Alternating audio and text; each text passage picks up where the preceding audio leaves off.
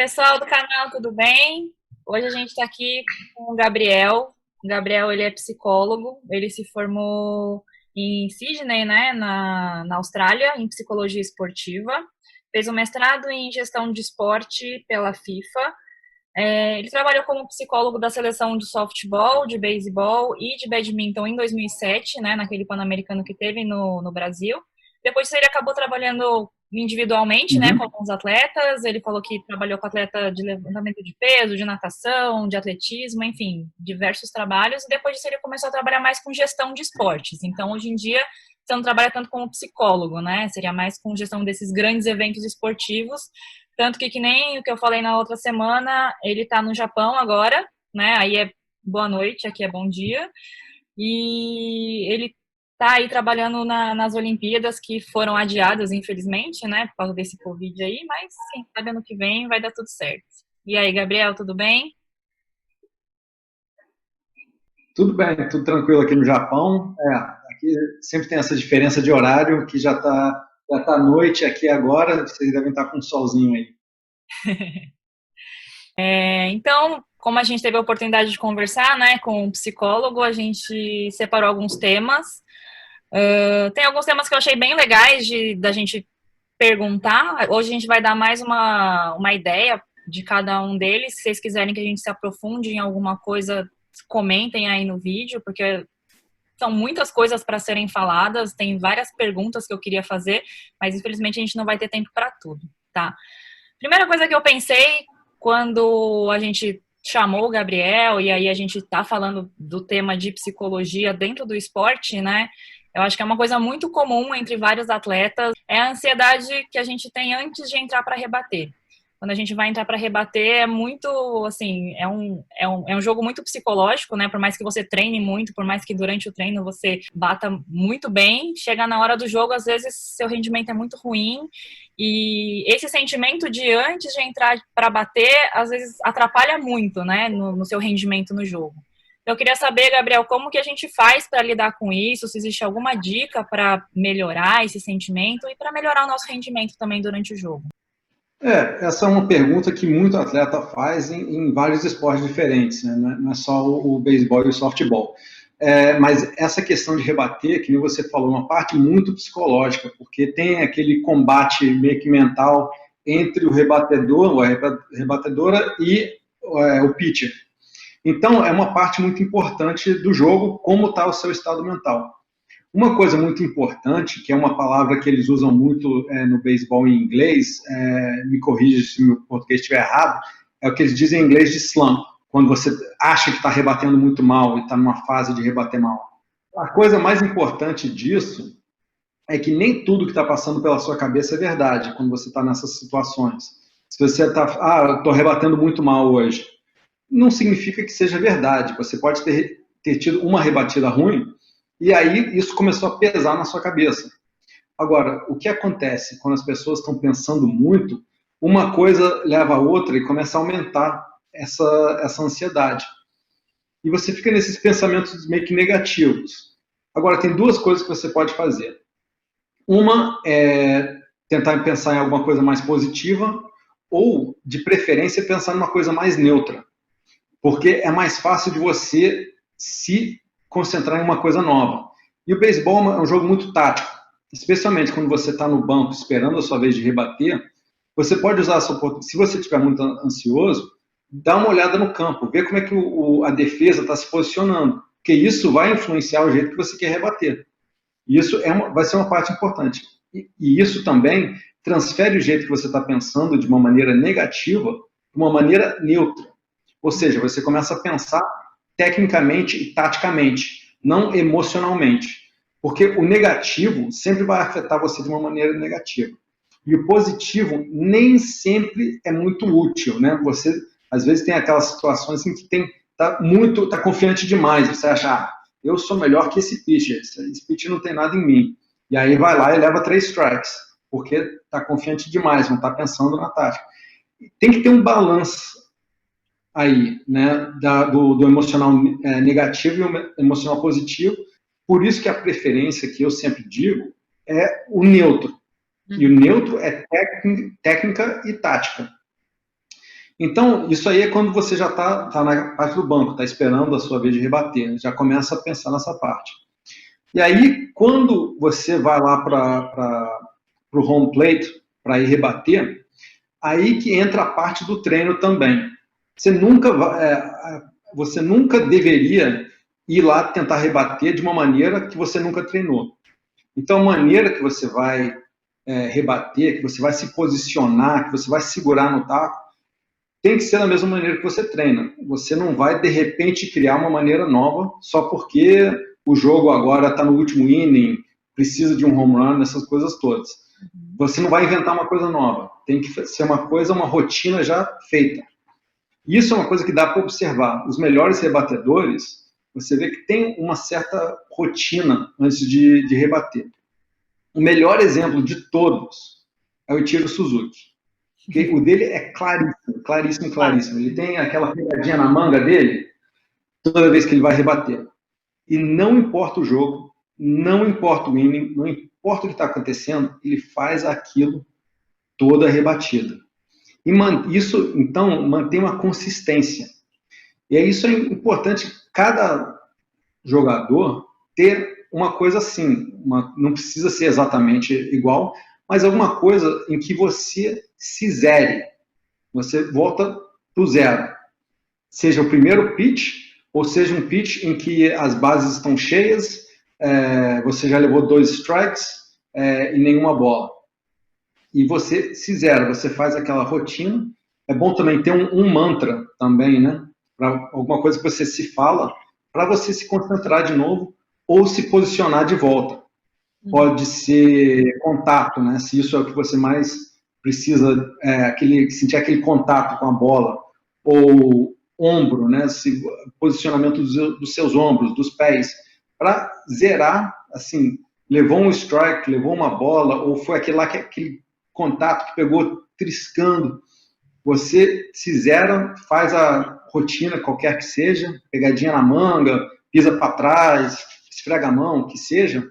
E aí, o importante disso não é só a parte física, mas é a parte que passa na sua cabeça. E isso tem que ser treinado. Você não vai, de repente, fazer isso num jogo. Então, qualquer parte da psicologia é que nem a parte física também. Quando você está treinando rebater, treina também. Dá um passo para trás, esfrega a mão, puxa a manga, toca o cabelo, quer que seja, mas também, ao mesmo tempo, lembra que na sua cabeça você tem que estar zerando o jeito de você estar pensando. Não pensa mais na bola que passou e não pensa do jeito que você vai correr. Pensa no presente, uma bola de cada vez. Muito legal. Queria que você falasse um pouquinho sobre como lidar quando você comete algum erro e quando alguém da sua equipe comete, você se sente afetado com isso, como contornar essa situação, o que a equipe pode fazer, ou o que a pessoa pode fazer para melhorar isso. Eu acho erro no beisebol e no softball eu sempre achei muito interessante. Eu lembro quando eu fui morar nos Estados Unidos, passei um tempo lá, e aí eu vi um jogo de beisebol pela primeira vez. Aí eu lembro de ver lá o R, H e E no placar. Aí eu, tá, R é runs, H é hits. O que é esse E aí? Aí eu sempre falei, isso não faz sentido. Aí alguém falou, error, errou. Erro.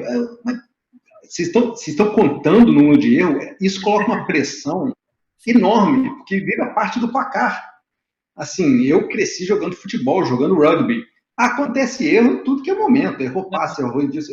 Não tem uma estatística. Assim, agora o pessoal faz, mas não tem uma estatística no placar tão clara, na sua cara. Isso coloca uma pressão enorme na pessoa que errou.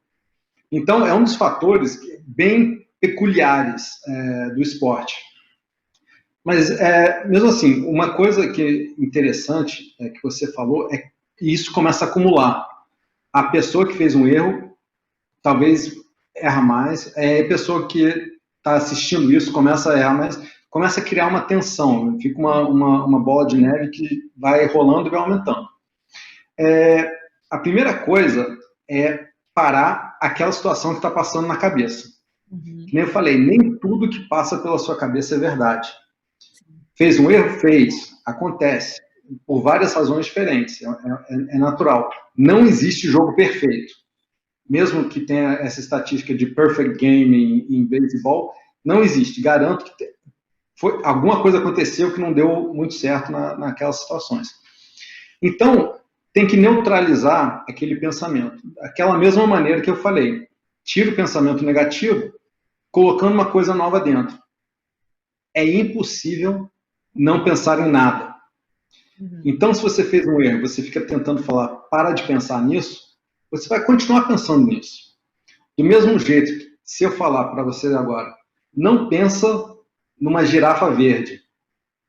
Você vai pensar numa girafa verde. Vai dar na cabeça de um jeito ou de outro.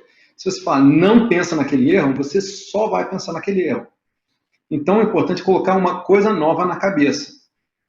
Faz uma análise rápida do que deu de errado. Foi um posicionamento da luva na bola, não correu rápido o suficiente, o que resultou naquele erro, e depois vai para a próxima.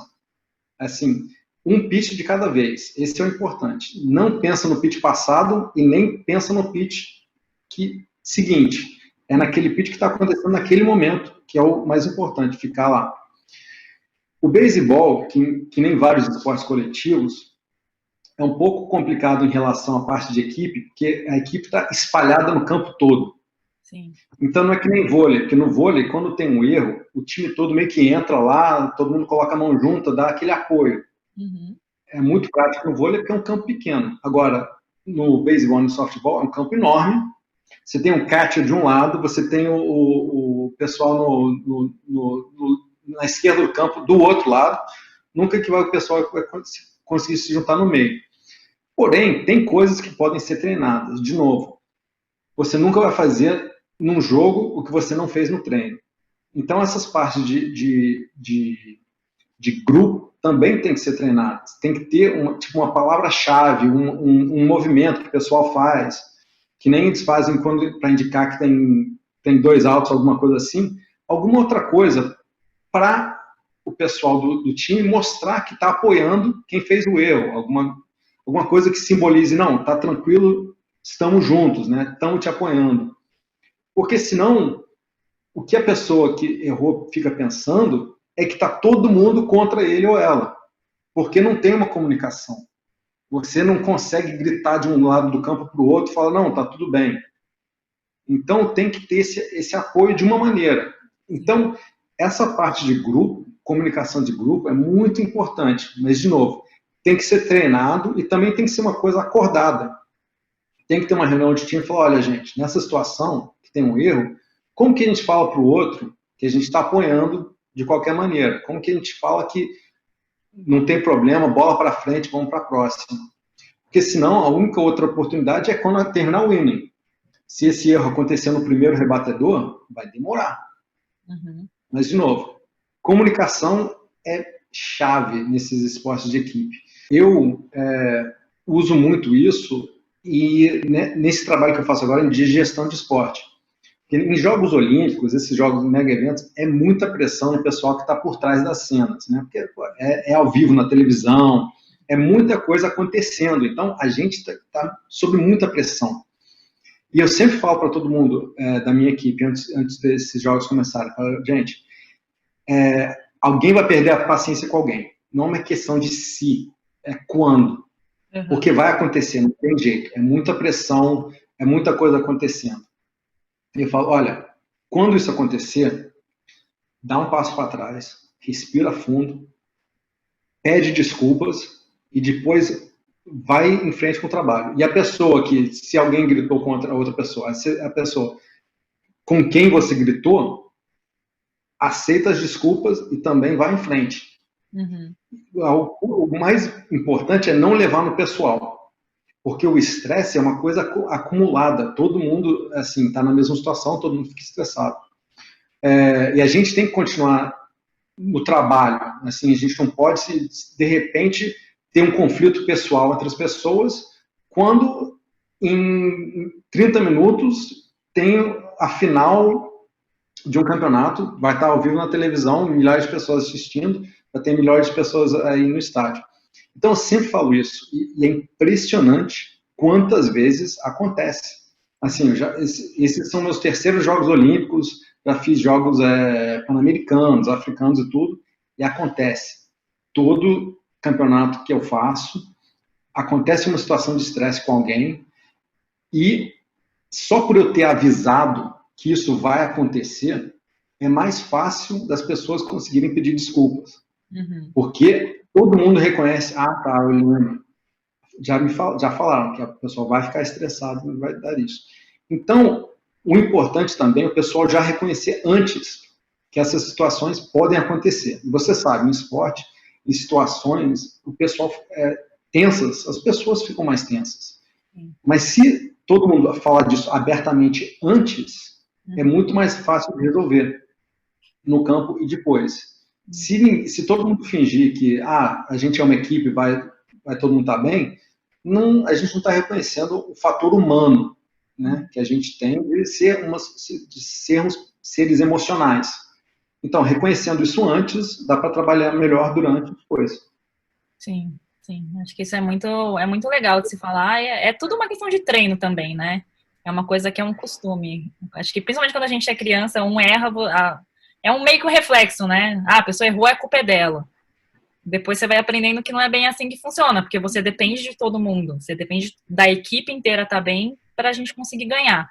Então, eu acho que você vai treinando isso e você vai desenvolvendo. A equipe em si acaba desenvolvendo isso ao longo do tempo também, né?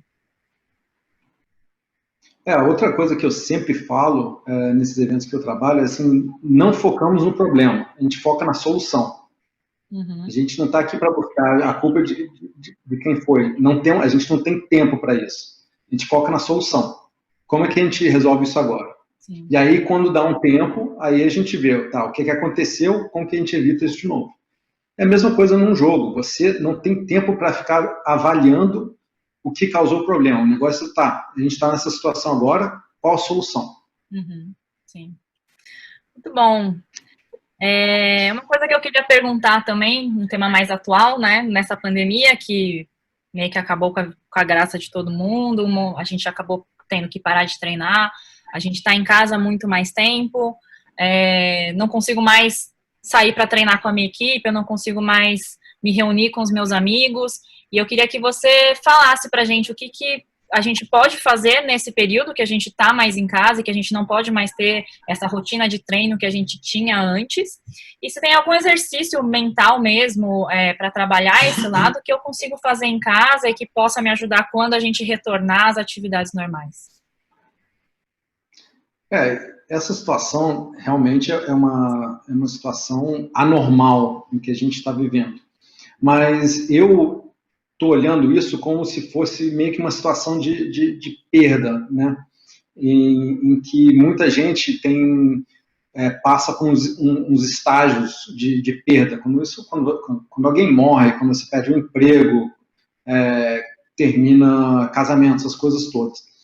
As pessoas, às vezes, passam pelo que eles chamam dos estágios clássicos, né? Nem todo mundo concorda nisso. Eu sou uma dessas pessoas que não concorda, mas eu gosto de usar como exemplo. Os estágios são depressão, raiva, negociação e o último é aceitação. Você aceitar a situação que você está. Eu não gosto de usar esse sistema, primeiro porque coloca todo mundo em só 5 sentimentos, o humano tem mais. Mas para mim o maior problema é esse último de aceitação. Você não precisa aceitar a situação em que você está. Agora, precisa adaptar a situação. E isso eu acho muito importante saber a diferença. Porque a adaptação ajuda a você passar pelas outras fases. Muita gente, durante a quarentena, entrou em depressão, muita gente estava em negação, falando, não, esse vírus não existe, não vou precisar usar máscara. Muita gente também acaba com muita raiva, né? Então passaram por alguns desses outros estágios. Agora, você simplesmente aceitar, tem um vírus, é muito passivo. Tem que ter uma coisa que seja mais baseada em ação. E a melhor coisa é se adaptar. Ok, estamos nessa situação. A nova realidade do momento é essa. Como que eu vou me adaptar? vou trabalhar de casa, vou treinar em casa, não vou poder sair tanto, vou ter que fazer festa de aniversário pelo Zoom, essas coisas todas. É se adaptando, que é a melhor maneira de encarar os outros sentimentos, tentar fazer uma adaptação. Em relação a treino, tem que ter muita criatividade. Uma coisa que eu adoro ver é vídeo de atleta olímpico treinando em casa. Especialmente assim, ginasta e o pessoal que faz escala, o pessoal escalando na própria casa, no apartamento inteiro, é impressionante. O pessoal usando o cachorro como treinador, assim, joga bola pro cachorro, o cachorro joga de volta. Tem umas coisas muito impressionantes, como o pessoal está se adaptando. E eu acho um jeito interessante também de ver treino de uma maneira nova, né, o que você tem que fazer. Em esporte de equipe é muito mais difícil porque não tem a equipe, né? E também o beisebol e o softball são esportes em que você precisa de espaço para, por exemplo, rebater. Dá para talvez fazer alguma coisa na garagem, mas ao mesmo tempo não tem quem possa fazer um pitch, porque aí precisa de muito espaço. Mas pelo menos pode praticar o jeito de swing. Sim. Esse é o treino que a gente fazia, e pelo menos eu fazia bastante em casa, né? No meio da semana, entre o que a gente treinava de final de semana, mas no meio da semana eu fazia swing em algum lugar. Mas por treino mesmo. Né? Eu, quando trabalhava com hockey, trabalhava com um goleiro e ele criou um muro de reflexo. Ele jogava a bola no muro e era assim, era um muro que ele fez várias texturas diferentes. Então, nunca sabia para onde a bola ia ir depois. Então, era um jeito de... Jogava lá e tinha que ter o reflexo.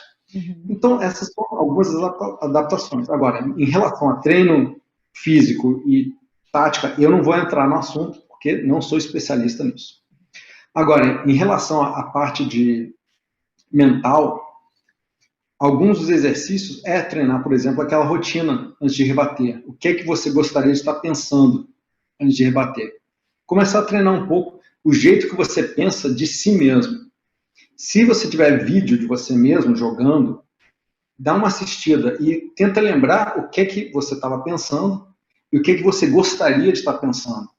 Tenta se colocar naquela situação de novo. Ah, tá, nessa situação eu estava pensando isso, mas eu preferiria estar pensando no quê? Começa a fazer um pouco mais desses exercícios no estado que você quer estar. Que nem eu falei, se zera antes de qualquer pitch novo, o que você quer ter na sua cabeça nesse estado, assim, zerado, para poder rebater.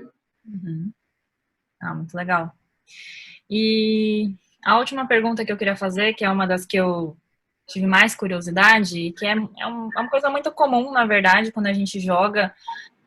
Na hora que acaba o jogo, geralmente o sensei acaba reunindo a equipe e aí ele fala o que aconteceu no jogo, às vezes a gente até fala dos erros que foram cometidos, né? No caso, quando eu jogava, às vezes cada atleta acabava falando sobre a sua própria percepção do jogo, ou o que era preciso melhorar. Então eu queria que você desse algumas dicas assim de como passar um feedback negativo quando a pessoa foi mal naquele jogo e quando você quer que a pessoa melhore, você quer apontar algum erro que acontece, que eu acho que é importante você apontar, né, os erros que tiveram, e quando você é a pessoa que recebe esse feedback, como receber isso? O de dar o feedback negativo é importante ter um balanço também entre negativo e positivo. Né? É muito difícil você ter um jogo em que errou tudo, né? Não teve nada certo. Muita gente gosta do que eles chamam da tática do sanduíche. Né? Você fala, tem uma crítica boa, positiva, aí no meio tem uma coisa negativa e tem outra coisa positiva. Então, meio que dá notícia ruim entre notícia boa. Mas muito treinador é das épocas das antigas, que acha que berrar e falar que você fez tudo errado é a melhor maneira. Infelizmente, isso a gente agora já sabe que não é o certo. É sempre bom misturar o positivo com o negativo. Por exemplo, se a pessoa foi mal na defesa, talvez tenha rebatido bem. Então, fala, olha, você errou várias vezes na defesa, agora rebateu muito bem. Sempre bom ter uma mistura dos dois. Uhum. A outra também é de dar o feedback de uma maneira construtiva. Que nem eu falei, trabalhar na solução, não no problema. Reconhecer o problema, você fala, olha, você não defendeu muito bem por causa do seu posicionamento. Vamos trabalhar no seu posicionamento em campo. Uhum. Ou algo assim, né? Qual é a solução para o problema? A outra coisa também, que é muito complicada em esporte de equipe, é que cada pessoa é diferente. Cada pessoa recebe crítica diferente. Uma pessoa pode até aceitar o técnico berrar para a pessoa, você rebateu muito mal. Ah, tá, ok, tô de boa. Outra pessoa nem tanto. O muito difícil, e eu vi um exemplo ótimo disso, de um treinador de futebol com que eu trabalhava, é entender o que cada jogador precisa. Uhum. Mas isso é porque trabalhou nisso. Isso é bem difícil de criar. Se existir, melhor ainda. Agora, se não, a pessoa tem que entender que o técnico está tentando se expressar. Pode não ter se expressado da maneira correta, se não, pede um pouquinho mais de detalhe para ver como que consegue desconstruir a crítica para depois reconstruir na solução. E uma coisa que um sensei meu falava, que eu guardei assim para minha vida, é que o beisebol, o softball, eles são bons porque eles sempre te dão uma nova chance. A cada inning você pode defender de novo, a cada inning você pode rebater de novo, então a cada inning você pode refazer a sua história dentro daquele jogo, você pode refazer o seu caminho dentro daquele jogo, então a gente tem que aproveitar cada chance que vem, ou cada novo inning, cada nova entrada no bata-box, é uma nova oportunidade de você refazer a sua história dentro do jogo. Se vocês gostaram do tema, se vocês quiserem se aprofundar em alguma outra coisa, deixem comentários, né, deem um joinha se vocês gostaram do vídeo, se inscrevam no canal também para apoiar a gente, até para a gente saber se vocês estão gostando ou não dessa série de falar sobre saúde. E queria dar a palavra de novo para o Gabriel. Gabriel, se você quiser complementar alguma coisa, falar mais alguma coisa. Não, só queria agradecer a oportunidade aqui a falar, e também para todo mundo que está aí passando as dificuldades todas que a gente está nessa situação de Covid, trabalhar nessa parte do que está passando na sua cabeça nessa situação. É uma coisa que eu ando falando muito, usar a palavra de estresse e reformular o estresse. Estresse vira uma coisa muito pessoal, você segura aquilo lá tudo dentro de você, quando você se fala que está estressado. Então, reformula isso para falar mais frustrado. Porque a situação é uma situação que a gente não tem controle.